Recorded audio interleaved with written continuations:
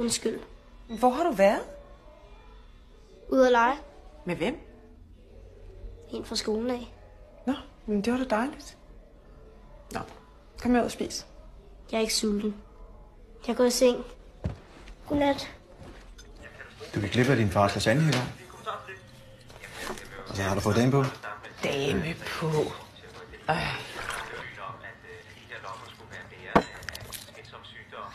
Der vil altså gerne sikre, at borgere, og det er der slet ikke grund til.